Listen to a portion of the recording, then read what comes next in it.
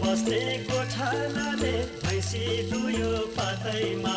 गोठा बस्ने गोठालाले भैँसी दुयो पातैमा